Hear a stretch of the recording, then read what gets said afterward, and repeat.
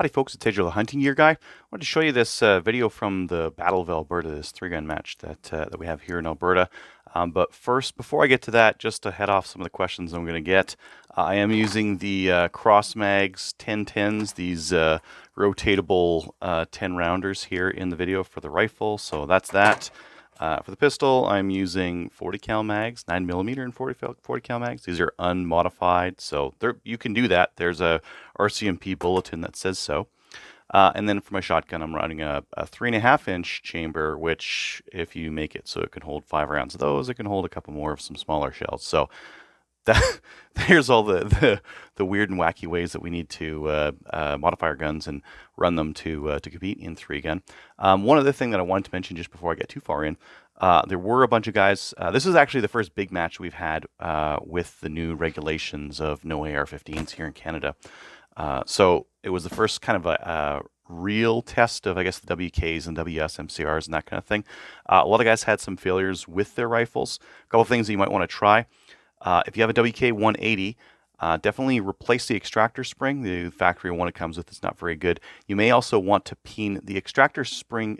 The extractor pin can sometimes move up and down, and if it drops down, it actually locks the bolt in the forward position, and then it won't work anymore. So you may want to either change the extractor spring with an AR one, maybe a donut, maybe the pogo, I don't know, whatever you can fit in there, or you might want to pin that pin in, because you don't want that pin moving. It will lock your gun up, and then your stage is done, kind of a thing. So that's one thing.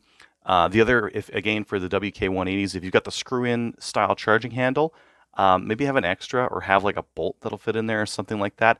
A lot of these break, and again, that can be a showstopper for you. What was the third thing? There's another thing. Oh yes, the pistons. The pistons may break. So on the WK 180, and this is actually an issue on the WS MCR as well, the gas block screws may walk. This is actually how I found mine. Just before a stage, I saw that screw was starting to come loose, which is not something you want to see just before you head into a stage, because if that gas block gets loose and it tilts, look at this long piston that's going from here all the way back. That long piston with a little bit of maladjustment is going to start really putting some stress on it. So we definitely need to make sure that gas block doesn't move. So what I'd really recommend is that you use some high temperature Loctite, like the red high temp stuff, to put those gas block screws in, especially after you will want to do this after you've done all your other stuff to the rifle, because it might be hard to get these things out afterwards. But I definitely recommend doing that before you take it out to a big match like this. Now, my reloads and whatnot on this stage weren't great. You started with only 5 in the gun. So there was a lot of reloading on the clock. I just couldn't grab them. Like every time I grabbed them out of my carriers there, they just seemed to be loose in my hands. So it was a little bit slow from that aspect, but it was really what happened later on here that caused me to really mess this stage up. So my quads are going, a little bit slow. Moving over here, there's a couple of targets that appeared or disappeared as you went. As long as you had a proper stage plan, it was fine. Get this clay on the way in, get a couple of targets, and then get that swinger moving. I probably should have got that swinger moving a little bit earlier, because as you can see, it was really slow. And that top plate, that orange one, was a no-shoot, so no shooting that one, and it just sat there. This is like 20 seconds of pain just watching me try to get this stupid spinner over, between giving it I had the IC choke in. I probably could have put a mod in and give it a little bit more stank. But boy, this stage was painful. Now the second shotgun stage went a little bit better than the first one did. A little bit of warming up sometimes helps with that kind of thing. I got my shell caddies in a better spot, and I executed this one a little bit more cleanly as well. Got my spots picked out, got a lot fewer misses, and misses with shotgun cost a lot of time, so it is good to get your hits on target where you can. A little bit of hustle there. I couldn't move super quick because I blew my knees out both Battle of Alberta's in the past, so I opted to just move a little bit slower and shoot a little bit faster for this match, and it seemed to go okay.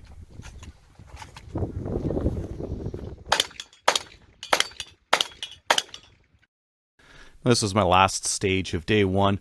I left a lot of meat on the bone with this one. I felt like I was shooting quickly, but actually I just wasn't. And there was a way of shooting this stage that I didn't see.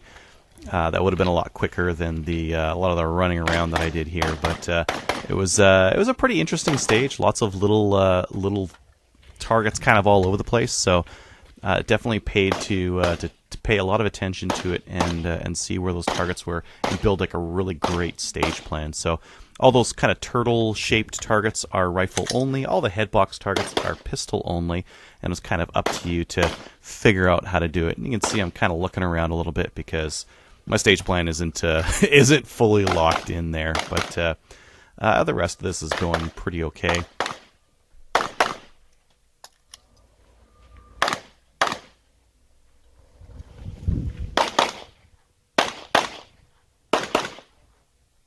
I'm just looking around, making sure I haven't forgot anything. Now this next stage is one where I was ROing for the morning, so I had a chance to watch a bunch of people do it. It had some complexity to it, but at the same time it was, as long as you broke it down into those 3 rifle positions early on, it was fairly easy. So you see I'm taking out my targets that I need to right there, getting into my 3rd shooting position. Now with this 3rd shooting position, what I wanted to try to do was not do a mag change, so I just over-aimed and popped 1 in the A for each of those, rather than just doing the mag change in between. It turned out to be just a little bit faster. Usually you want to just change the mag and dump your 2 rounds. It's faster in most cases. I'm just getting a little bit of ahead of myself here, just so I can load on the move. So that's why I was taking those shots on the right. And I'm coming in, sweeping right to left as I move across, so I can kind of move to the next window. Not going too deep on that window, don't need to. It's just more space. I gotta pull the shotgun out. Now I hit this guy, toaster comes up, and get the clay. Now I wouldn't say that this next stage was fantastic. You start off with 3 slug shots, long range, and my shotgun suit shoots quite high. It had previously shot left, but that was with a different choke in there, so I think I got 1 hit maybe in here, so not that great. But still better than my first run. My first run I had a prop failure. I put 16 rounds into, you'll see it soon enough here, this steel head target, and it just would not move for me. So I got to reshoot on that one. This is going okay. I would say like that slug part there like really slowed me up, and that was making the difference. Don't really know why I'm going back and forth there. It's not really required. And here's where running those 40 cal mags is a bit of advantage in terms of having reloads. These partial disappearing targets are kind of neat. And then there's that headbox target that really caused me grief the first time, and it goes down in 4 hits this time, so definitely worked a lot better. Little stomper target, get a couple of targets, little bit of insurance there. And then some rifle hits on steel. A little bit of anticipation with that trigger press, but that's okay. The rest of these shots are all fine. This next run was pretty good. Nice and quick little run. Lots of long range. Got a little bit of drone footage in here too. No real reloads required for the shotgun, but we did need to make a slug hit. So this first one's bird shot, and then the second 2 are slugs. Some close-in pistol action. Probably should have reloaded on the way.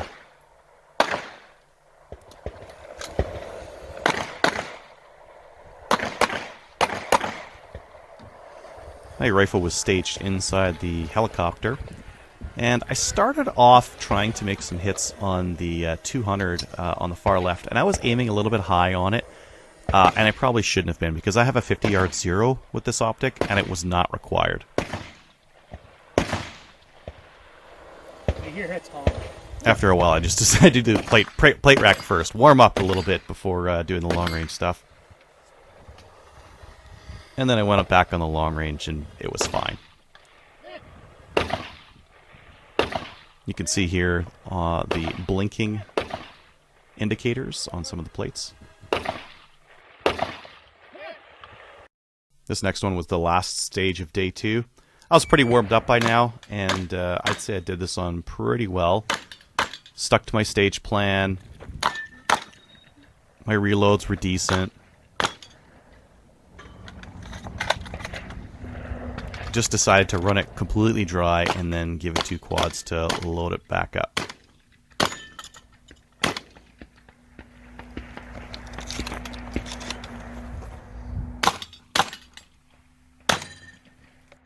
You are done. Now this next stage was a complete disaster. I shot it slow. I missed a target. It was my first stage of the day, and boy was I cold. So these are all okay. Again, it's just slow. I should have just been double tapping those and just reloaded on the way. Now the headbox on the target, I look at it. It had a little chunk of white on it. It looked like it was a hole through it, but actually it was just a chunk of white tape or something like that. So that was a fail to engage on that one. Really hurt my my stage time. And overall, I'm just moving slow. This is like a hoser stage. I should be moving a lot faster on this kind of stuff and shooting a lot faster, and everything's just a little bit too slow. Over aiming on all this stuff. When I looked later, my hits were like double alphas, like too accurate for this kind of a stage.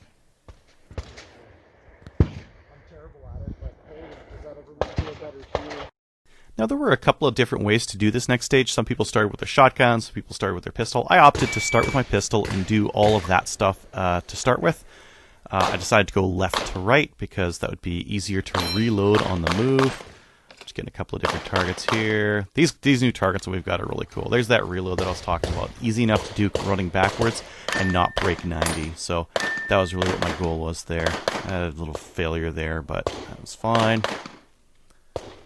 And now I can just run backwards, keeping the gun pointed down range. I had some issues trying to get some of these long range guys here. Threw a couple of rounds at them, just trying to get some of those long range ones.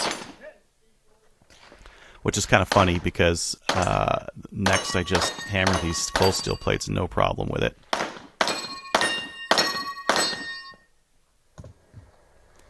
And then I might have been able to get that horizontal spinner from one side rather than the other. I probably shouldn't have gone to both sides. Stage 9 was another one where I should have hustled a little bit slow getting moving. This shotgun work was all really good. You notice there I launched them both at the same time. The stuff's all looking good. I shortchanged myself with my reload here. Dropped a couple on the ground and I needed them, and then I had to do this. So there goes 5 seconds just trying to figure that out. Pistol work was all okay, a little bit slow, but okay.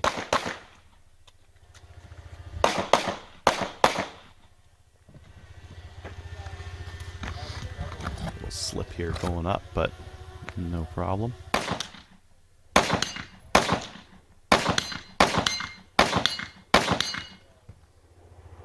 Probably should have reloaded.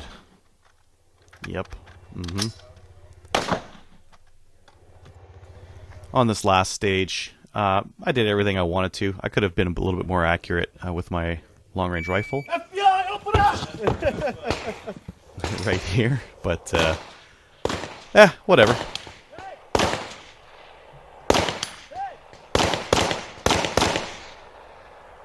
Not seen on camera right now. I'm fumbling trying to get that mag back in the mag well. And this is all about as reasonably quick as you could do it. And the result was I did end up winning my division at the match. Real squeaker, though. I think that Jay really deserved this one. He had won pretty much every stage and beat me at all of them, but he had a couple of bad jams and a couple of stages really wiped him out. So I took it just with my consistency, which is saying something, I guess. Anyways, thanks for watching.